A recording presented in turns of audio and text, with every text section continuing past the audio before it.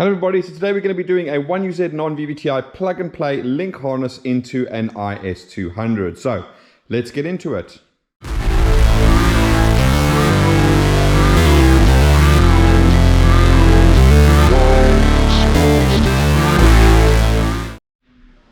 Right, so as discussed, it is a 1UZ non-VVTi engine harness. It is completely plug and play into a Lexus IS200, and this is designed for a link ECU. Now, this one is one of the new ones that we've done, and in actual fact, it's designed for both a link Storm and a link X-Treme ECU. So you can plug either a Storm or an X-Treme in, and they will both work without any modification whatsoever. Now, as you can see, it is a completely brand new harness. It is one of our modular designs. So first thing we're going to do is go through the build process, show you what it looks like in there, and show you some of the modular harnesses that we have added onto this particular harness. So let's do that and we'll be back in a second.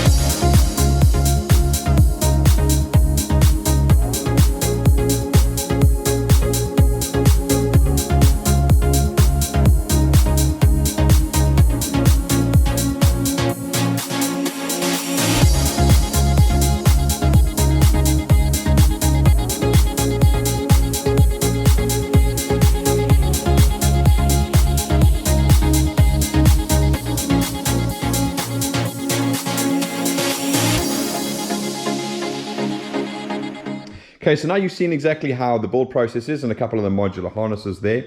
Right, so what we're going to be doing today is a couple of things. First, we're going to go through the layout of the entire harness. I'll explain a few things as we go along. Then what we're going to do is the testing part. So we're going to have that split into two sections, one with just the ignition on and the other with the engine actually running. Okay, so let's start with the layout, and that'll help the customer know exactly where everything is going to go. So Taylor, listen closely to this one.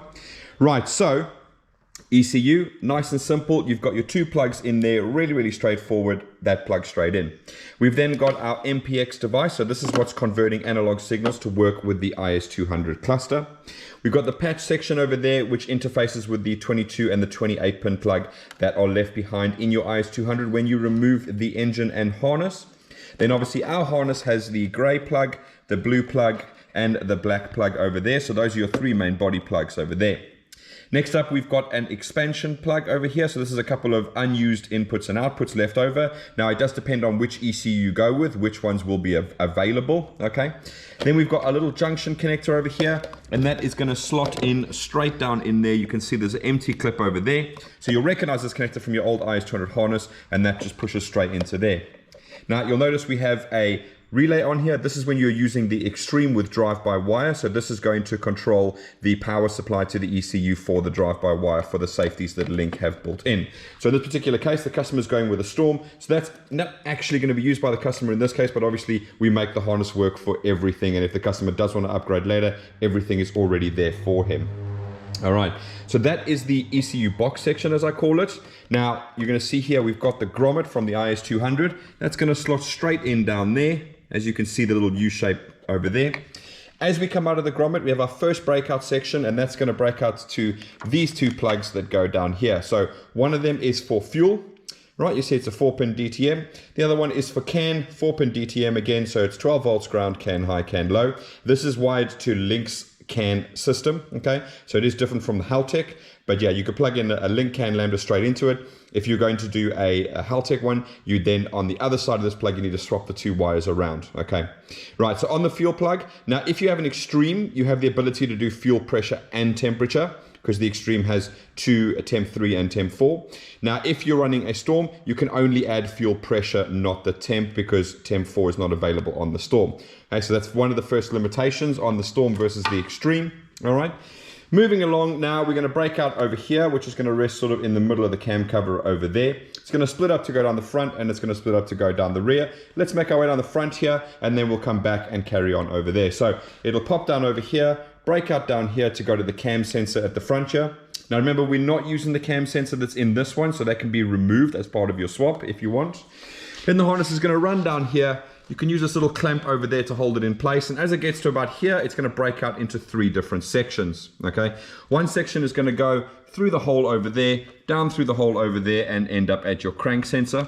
And remember, everything is labeled, so it's really straightforward to get everything on. The next section of the breakouts is going to come to this 6-pin DTM plug. Now, with either ECU, you do have the ability to add in an oil pressure switch, which is what we've got here. That's pretty much standard what comes on the 1UZ. We also can add oil pressure, and we can also add oil temp, okay? And we can add oil temp either as a separate sensor, or you can fit one of those Bosch combined sensors and have pressure and temp all in one. The last section that breaks out is going to go to your AC connector, all right? So that's not going to go through these holes over here. That's going to go over the top like that, and that's going to plug directly into your aircon pump, all right? The aircon is controlled by the ECU, and we're going to go through that as part of the testing. Right, moving back to over here. So now the harness is going to break along there. Now you see you've got some bolt holes there.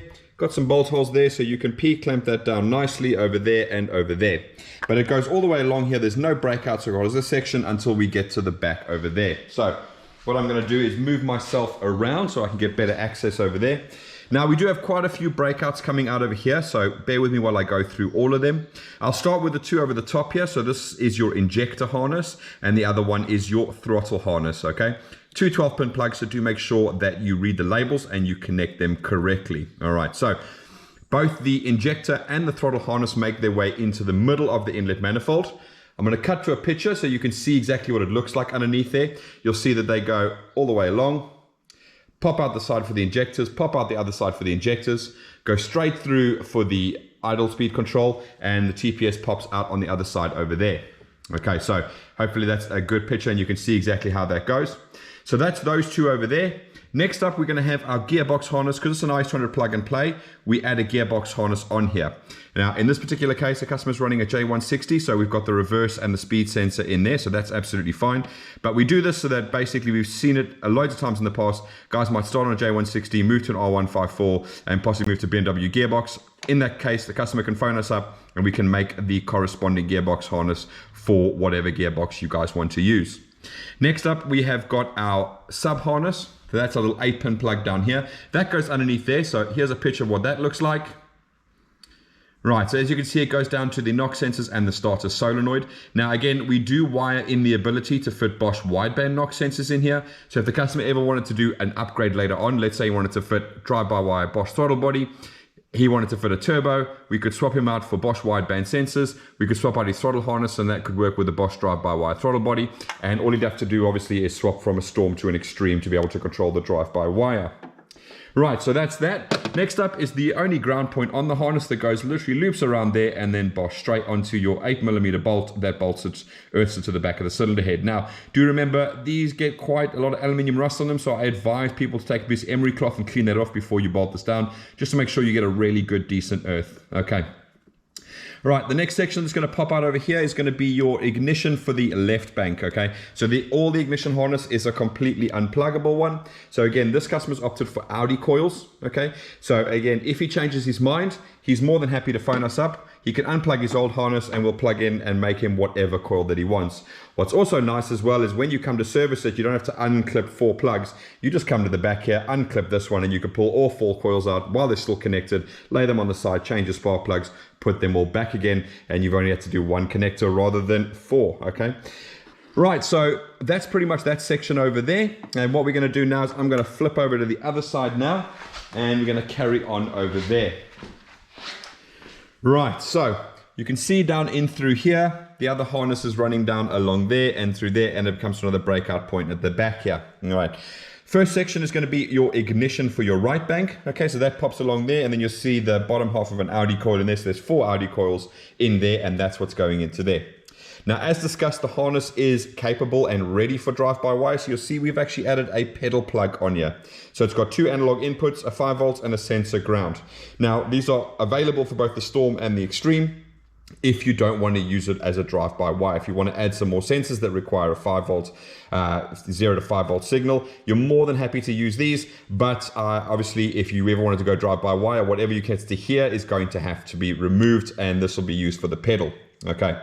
Next up is your map sensor. So customer staying naturally aspirated. So we've got a 1.15 bar map sensor on here. So that is perfect. We've left plenty of length on the wire there. So ideally this would be mounted onto the firewall. We advise against mounting these map sensors onto the inlet manifold. Reason being is vibration is not the friend of a map sensor. There's a diaphragm in there that's picking up pressure. And if you're vibrating it as well, that diaphragm can be up and down and you'll get incorrect readings. So please don't mount it on the actual engine itself. Mount that onto the firewall and run a vacuum to the inlet manifold. Now, that brings me on to my second point.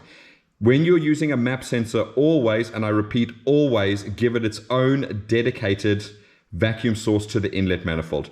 Don't tee it into a boost gauge in your thing. Don't tee it into the fuel pressure regulator. So you'll see here, I've got my standard fuel pressure regulator going in there, and I've got my map to its own dedicated line. Now this is a bad example because I'm just sort of dangling it there, but obviously you can see that I've got its own dedicated line. Now, why do we do that? Things like boost gauges, things like fuel pressure regulators, they can cause reverberations and vibrations through the airflow in the system, and that can mean that your map sensor can give you an incorrect reading. It might be so small and you might think it's not worth it, but please do that and then you'll have an easy time with getting everything done and you won't be chasing any gremlins. There are plenty of vacuum hoses on the 1UZ non-VVTi. You've got these ones here at the top, you've got that one there at the rear, you've got this one which is normally for your brake booster. Obviously if you're not going to use that, you can use that as well. Okay, right, so moving along here, you'll see the harness is going to run down here. It's a nice little thin section now because we're getting towards the end, but it's going to run through there, down the bottom there, and it's going to break out at the front over here. And it's going to go to the temperature sensor for the gauge. That's what we're using for the MPX device to tell the temperature on the cluster. Then you've got your temperature sensor for the ECU. That's this one down here. And that's just going straight to the ECU and reading for the ECU purposes. We also have the IAT sensor. So again, we've put on a 2-pin plug so you guys can swap and change whatever you want. Customers opted for a Bosch fast response intake temperature sensor. We're also providing a aluminium mounting boss. This can be mounted into the intake pipes. If you're feeling adventurous and good at welding alley, you can obviously mount that straight into the inlet throttle body as well. It's completely up to you. We've given plenty of length there, so you can mount it wherever you want. All right. And obviously, if you want to mount something else, you can just phone us up and we can make you a separate sub harness for that. Last little section that pops down here is going to be our alternator. And as per usual, like all the rest of them, we've got our 3-pin DTM plug over here. And you'll see, in this case, the customer has the round alternator plug. So that's what we've got over there. Obviously, we can supply him with the later oval style one. So the one that looks like that. So if he ever needs to change the alternator and can't find one of those, he can phone us up. We can send him the, what I call the oval one. And we can even send him the square one, which is the very new ones that came with like the 3UZ 6 speeds and all that type of stuff. So no problems there. Whatever he needs to use, we can get him whatever harness will work for that. Okay. Right, so that is pretty much the entire harness layout. Obviously, once you've done all the little sub harnesses and everything, quite a lot goes through the middle of the inlet manifold and obviously under the inlet manifold to make everything look nice and neat and out of the way. Okay, so what else do you need to connect? First of all, you need your alternator starter, your alternator main cable, I do apologize, alternator main cable that bolts onto there. Now in the IS200, there is a dedicated place for that to go, and that is right here in this fuse box. Now, putting it here means it's fused with a 120 amp fuse. So if anything goes wrong with that cable that you're running to the alternator, it'll fuse out and it'll be no longer connected to the battery. So you won't have a wire that's just shorting out to the chassis or anything like that. So please, please, please do put it into there for your own safety and longevity of the vehicle. Next up is your main starter cable. So you can see down here, I've got it popping out over there. It's going along there and it's going to the positive of my battery. So it's the only cable that runs directly from the starter to the battery. Nice short little run, doesn't need to be massively long. Not much issues of it actually sort of shorting out and catching on anything, hopefully. Okay. Now then, in terms of earths, you've got the earths from the IS200 that come straight off the battery, go down, bolt onto the chassis and then move along, and you can bolt them onto the block. No problem at all. If you're not happy with how thick that is, or if you're having some issues with a slow starter, then I would advise upgrading, because obviously the standard cable is quite thin. So you can upgrade that and just make sure it goes directly to the block. You can mount it on the engine mount. There's a couple of extra holes on the block as well where you can mount it to. Other earths that you could add on, now if you want to follow Toyota's advice, and seeing as though you've only got one earth in the harness coming in there, you do have the other M8 hole, because on the original 1UZ engine harnesses, they had 2 earths. You can take a nice little sort of earth braid strap and go from there to the firewall. And also on the gearbox, they normally had like an earth strap braid that went from the gearbox to the chassis leg, okay? So if you fit all of those, you should have absolutely no problems at all. These engines do love earth, so don't feel like you're putting too many in, but what I would say is thick earth from the battery negative straight to the block, that'll get the starter going. Earth from the other cylinder head to there, that'll keep the harness and everything happy. And then obviously another earth braid strap from the gearbox, just for shits and giggles, okay? Right, so that is the complete layout. So what we're going to do now is I'm going to pop off, I'm going to pop back in a minute, and then we're going to start doing the testing, again, which is made in 2 sections, obviously just with the ignition on and running. So let me go get everything ready, and I'll be back in a second. See you soon. Right guys, so now we're back. We're going to go into the testing of the actual engine now, and as I said, it's going to be 2 sections, one with just the ignition on and the other with the engine actually running. So first thing I'm going to do, let's do a breakdown of all the tests that we're going to carry out, and then we'll pop into the ignition on testing. So in terms of the testing with ignition on, ambient temperature or outside temperature, our little analog device, MPX converter, will just display 18 degrees on the dash. Now, unfortunately, it's not sensed by the actual device itself. It's merely there to stop the E for error or the 2 dashes being displayed with obviously removal of the IS200 ECU. Now, little caveat to that, the ambient temperature is actually connected to the link ECU, and the reason that I have done that is we are working on a CAN to MPX converter, or so I say, we've already got one. I just need to write all the CAN DBC files to keep Link, Haltech, ECU, etc. happy. And once we have that, these harnesses can be upgraded from the analog one to the CAN to MPX one, and then we can actually transmit ambient temperature through, okay? So just bear that in mind. As soon as that becomes available, I will let you guys know, obviously, in a video, hopefully. Next up is the check engine light. So we're just going to go over to the cluster and make sure our check engine light pops up on the dash. Simple and straightforward. Next up is the charge light. Now, with the charge light, our little device, of course, the charge light is transmitted via MPX. What the device does is it picks up voltage, and if it drops below 11.8 volts, it'll put the light on the dash. Now, because it's transmitted via MPX, I have actually connected both the alternator light and the oil light to the ECU, all right, so that we can then transmit that information via CAN when the time comes. So you'll see down here, we have alternator light, we have oil pressure switch over there. Okay, so what I'll be testing for alternator light is obviously I'm just going to unplug the alternator, all right, and the light will go off. I'll plug it back in again, the light will go on, but we will see that on the actual software itself. Okay, right, so that's the alternator light. Next up is oil pressure. Now this one, it is sensed by the device, so we'll actually see the oil pressure light come on the dash there. What I'll do is I will unplug it, and then you'll see it go off. I'll plug it back in, you'll see it go on, and we'll check over here and make sure that the oil pressure switch light goes on and off on the ECU as well. Okay, another neat little feature that I've put on there as well is if the oil light comes on within 0.5, I think 1 or 0.5 seconds, the engine will actually shut down. So I might show you that when you're running the engine. What I'll do is I'll earth out the oil light, and you'll see the engine will cut down immediately. Okay, these oil pressure switches are incredibly low rating, so they're not there to save your engine, because if you're at 5,000 RPM and you hit the low pressure that switch will turn on, you're probably toast anyway. What I would advise is fitting an oil pressure sensor, and then you can gradually, as the oil pressure, as the RPM increases, you can change that cutoff point. So if it drops sort of 20, 30 PSI at 5,000 RPM below where it normally is, you can shut the engine off and then hopefully save it, okay? Right, so that's oil pressure. Reverse, we're just going to bridge the reverse wire over there on the other side, just so that you can see that that is going to work. So that's going to be relatively straightforward. Then we're going to do the speedo. So again, I'm going to feed a signal into the speedo over there. You're going to see the speed come up on the dash. We're also going to come over here, and we're going to be able to see speed on the ECU as well, because we are feeding that information to the ECU itself.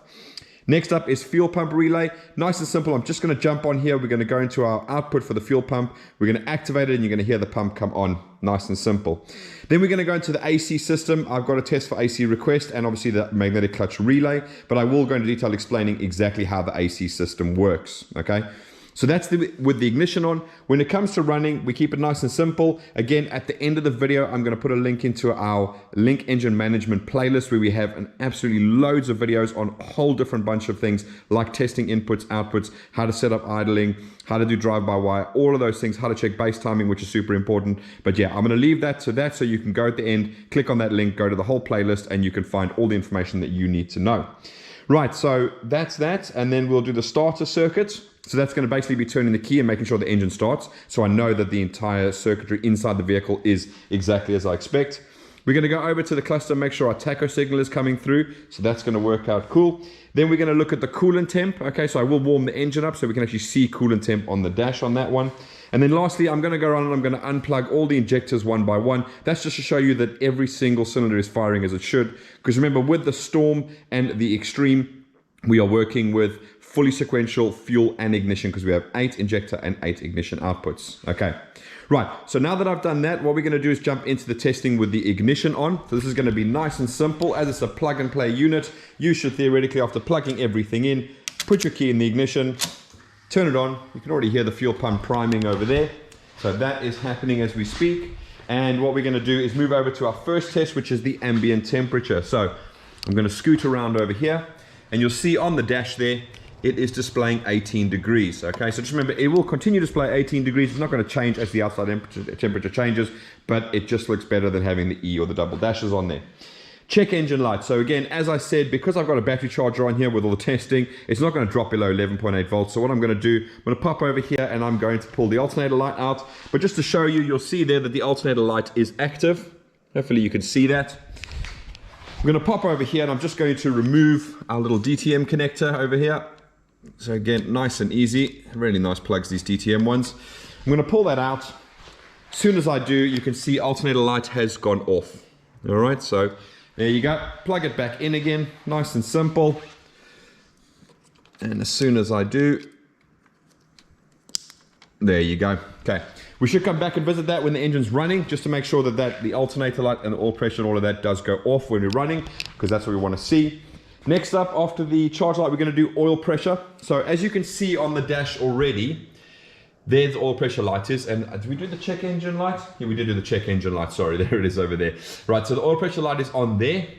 If we move over to the ECU, we can see oil pressure switch is active on there, DI6. So what I'm going to do now is I'm going to pull out the 6-pin DTM connector. Nice and simple. And as soon as I pull it out, oil pressure switch goes to inactive. And the oil light goes off on the dash. Right, plug it straight back in again. Nice and simple.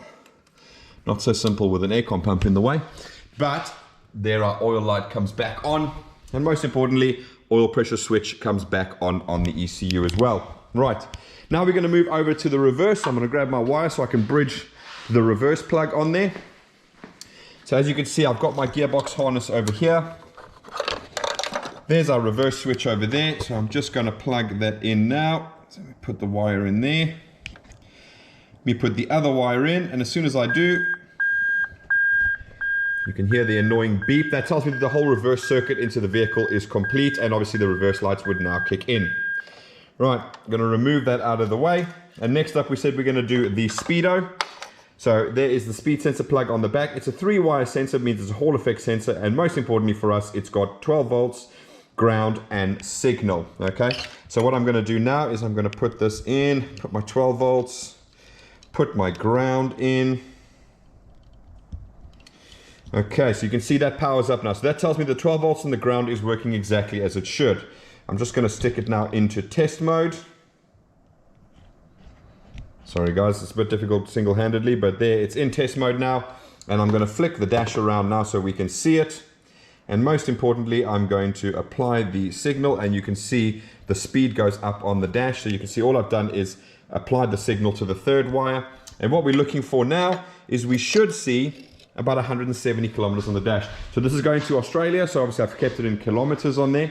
So I'm just going to move over to our tuning screen, which I think I have the speed in there, 171.1 kilometers. So that's pretty accurate. Well, accurate to the dash, obviously, which is important. You'll have to do GPS if you want to get super accurate. But let's pull all this out now, so we're happy with that. Okay, get rid of all of that, so that's fantastic.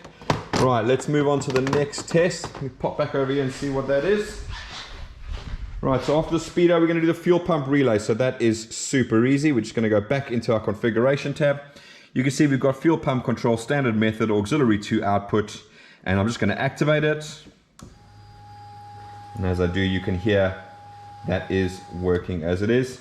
Turn it off, everything goes back to normal again. Right, so let's move into the AC system. So how does it work? On the IS200, it's a very simple system. All it's got is a pressure sensor on the front there, okay? That pressure sensor actually has 4 wires in. 2 of them are for the ECU, but basically the pressure switch to tell the ECU that everything is okay. So they go to ground, or they close when the pressure is right. If it's too high or it's too low, they open circuit, and then obviously that pressure switch is then no longer active. Right, the second part, the other 2 wires is actually for the fan, but that's controlled automatically inside the car, so you don't have to worry about that, but it's what activates the fan when you turn the AC system on. Okay, so what are we doing with the link now? So basically what we've done is a very simple system. If you go to our auxiliary outputs and we go to a general purpose output over there, you'll see general purpose output 1 is called AC clutch. I'm going to go into that, and basically what we've done is we've assigned 2 conditions for when the AC magnetic clutch should activate. One is when GP input 2, which is called AC request. So that's the ground that the analog MPX converter device gives to the ECU to Tyla to turn on the aircon pump. But then what it also does is it makes sure that GP input 1, which is AC pressure switch, that is also active. Okay, so they're set to go active when they're grounded out. So you can see already our AC pressure switch is active. That's because I've bridged it in the car in this half cut, so it's always active. So what I'm going to do now is I'm going to go and press the AC button. And you can actually hear the relay clicking already. So there it clicks. And most importantly, you can see on the actual thingy there, I've got my AC request going active as well. All right. So that is that all sorted out. I'll quickly turn that off, so that's all right. So that is all the tests that we're going to do with just the ignition on. So hopefully that is relatively straightforward. Hopefully it's helpful for you guys. Hopefully I've thrown in some hints and tips for you as you go along. What I'm going to do now is we are at about 48 degrees. So we haven't got enough temperature to go on the dash. I'm going to start the engine up quickly, let it run for about 5 minutes, and then we'll get up to about hopefully around 70, 80 degrees. And then we should be able to see that coolant display on the dash there. So give me a minute and I'll be back with you guys in a second. Right guys, so I've let the engine warm up for a little bit just so we can see some temperature on the dash there for you. So just a quick recap of what we're going to be doing in terms of the starting. So really nice and simple. We're just going to start the car. That's going to tell us obviously the starter circuit works. We'll pop around, look at the tacho after we've done that to make sure we're getting a signal, probably give it a bit of a rev to show that it's going up and down. Look at the coolant temp at the same time, obviously, as the tacho, so that's no problem. Then I'm going to jump in and go and do all the injectors. But before I do that, I'm actually going to pop over so you can see on my screen that obviously all of the things like the alternator light and the oil pressure light are going off. Okay, so I'm going to get my ear defenders on quickly as we do that. All right, so nice and simple. We're just going to turn the key to the start position and off we go. 1, 2, 3. Right, so there she is.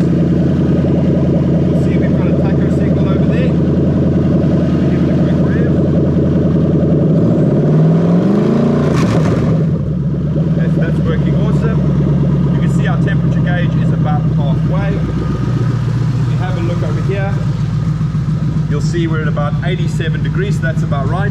You'll see our oil pressure light and our alternator light have gone off as well. Okay, right, so that's what you're going to do. I'm going to go into all the injectors now and pull them off one by one just so you can see they're misfiring. So we start with number 1.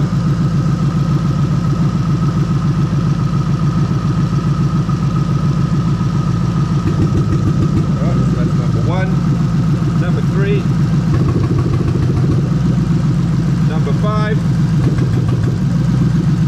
Number 7.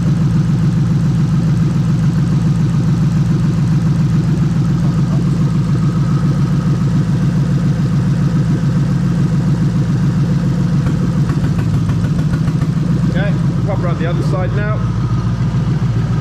So let's go ahead and do number 2.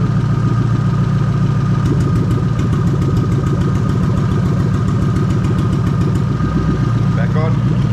Let's do number 8. These are going to be the difficult ones now, so let's do number 6.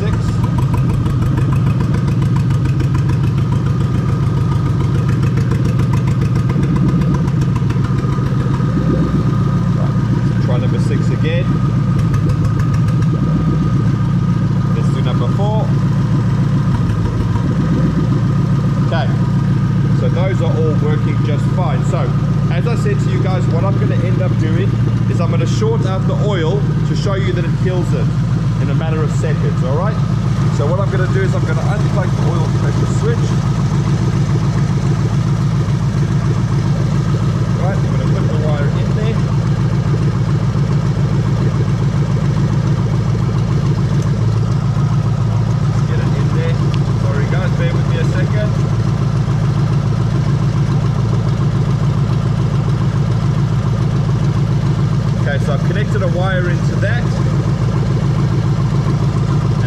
I earth it out, the engine's going to die.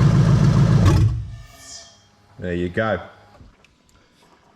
Okay, plug that back in over there. All right, so I'm going to use that time to go into the rest of it. So as you can see, the second I earthed out that oil switch, the engine killed itself. All right, so you can set the time it takes to do that. So if you're finding that it's too intrusive, which it shouldn't be because the oil pressure switch is such a low reading, I would have thought if they all got that low, you'd want to be cutting it off almost immediately. But yeah, so that's something you can set up on the ECU yourself as well. One thing I did actually miss on there was the AC. So if you saw from the way that I set up the AC, there is a third parameter that you can set for the AC. So why would you want to do that? Well, in some cases, some systems, what they might do is if you put your foot flat to the floor, okay, what they want to do is they want to kill the AC pump because it's a drain on the motor. So if you've got your foot flat to the floor, then obviously, boom, it will then drain the power. So what you can do if you want as well is you can actually set up a third parameter, and you can basically say that the aircon pump should not turn on if the throttle position is above 90%. Okay, that's another little add-on that you can do over there. So again, it's an aftermarket ECU. There's a load of add-ons that you guys can do, probably things I've never even thought of. But yeah, so you guys have the freedom to do all of that. What we've got you set up for here, Taylor, is just a very nice base map. As you can see, it will start the engine. It'll get up to temperature. You can test everything that you need to test to make sure it is all okay.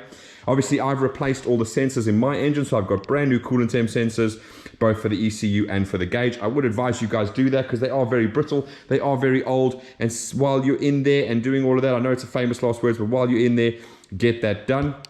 And another note, before you start the engine, guys, please, please, please check the base timing. Now, I know in this particular case, the client has seen that obviously I've started the engine. We know everything is correct. I've already checked that it's part of the testing, but assume nothing. So when you get this, Taylor, do make sure that before you try and start it up, do test all your outputs and your inputs, okay? I've got all the videos on that. At the end, you'll get the link there, but also check the base timing to make sure you're super happy with that.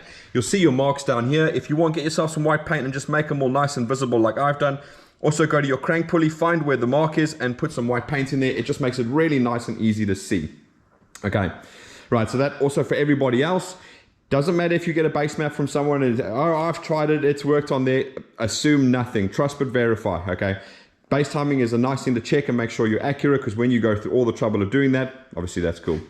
Right, so Taylor, the only thing I would recommend once you get this all on and fitted, get the engine up and running, make sure you've got no leaks, make sure you've got no issues that are going to affect your time at the dyno, because time at the dyno is money.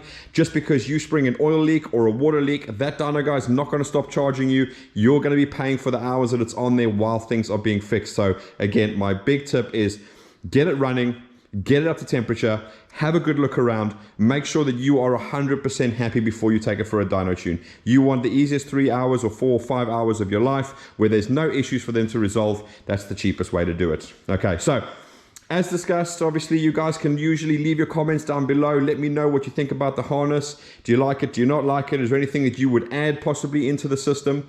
Just a heads up, for another customer, I did actually design pretty much exactly the same thing for the IS200 and for one where the harness obviously goes inside the vehicle for your other swaps, but for a Link, Atom and a Monsoon, obviously only for the non-VVTi, those two harnesses over there. So let me know what you guys think. Would you like to see a video on that? Obviously I haven't had a customer yet that has confirmed that they want to go with that, so hopefully I will have one soon and we'll be able to do a video on that. Okay, but thanks for watching, guys. As per usual, you can get us on Facebook if you'd like it. As you can see via this harness, if you do want a price, we do need to have a discussion with you. Obviously we've got to work out things like injectors, coils, IAT sensors, alternators, you name it. So we'll have to get all that information from you guys, and then we can get you a quote for something like this.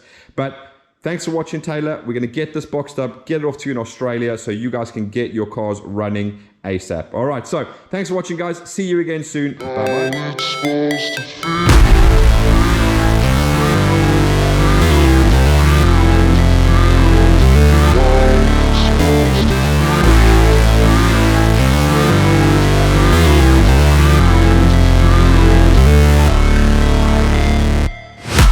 Never break, always fight, never quit, do it right, play the game, win it life, have no shame, there's no time, feel the pain, live the grind, I could change, in my mind, pick a lane, commit and climb, the only way to win at life.